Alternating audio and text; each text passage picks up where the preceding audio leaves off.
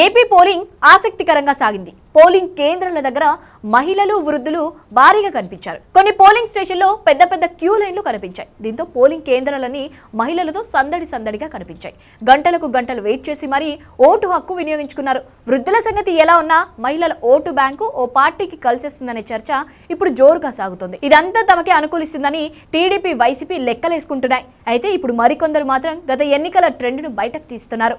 2019లోనూ మహిళా ఓటర్లు భారీగా పోలింగ్లో పాల్గొన్నారు. ఆ ఎన్నికల ముందు పసుపు కుంకుమ పథకంతో ప్రతి మహిళా ఖాతాలో 10,000 నగదును వేశారు. దీంతో మహిళా ఓటంతా తమదే అని అప్పట్లో టీడీపీ అంచనా వేసుకుంది. ఫలితాలు వచ్చాక సీన్ మొత్తం రివర్స్ అయింది. టీడీపీ కేవలం 23 స్థానాలకే పరిమితమైంది. ఆ లెక్కన మహిళలు ఎక్కువ శాతం వైసీపీకి ఓటు వేశారని అర్థమైంది.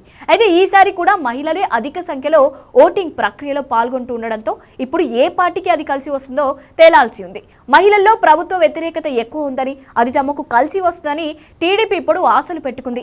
ఏపీలో అభివృద్ధి లేకపోవడం, మద్యం నిషేధం చేయకపోవడం, శాంతి భద్రత సమస్యలు లాంటివి మహిళల్లో ఆలోచన తీసుకొచ్చాయని, ఖచ్చితంగా వారంతా ఎన్డీఏ కూటమి వైపే మొగ్గు చూపుతారని టీడీపీ అంచనా వేస్తోంది. ఇక మేనిఫెస్టోలో ప్రకటించిన ఉచిత బస్సు సౌకర్యం, ఏడాదికి ఉచితంగా 3 గ్యాస్ సిలిండర్లు, తల్లికి వందనం పేరుతో కుటుంబంలో చదువుకునే పిల్లలు ఎంతమంది ఉన్నా వారందరికీ డబ్బులు ఇస్తామని ప్రకటించడం వంటివి తమకు మహిళా ఓట్లను రాల్చాయని అంచనా వేస్తోంది. ఇక వైసీపీ కూడా ఇదే పాజిటివ్ దృక్పథంతో కనిపిస్తోంది.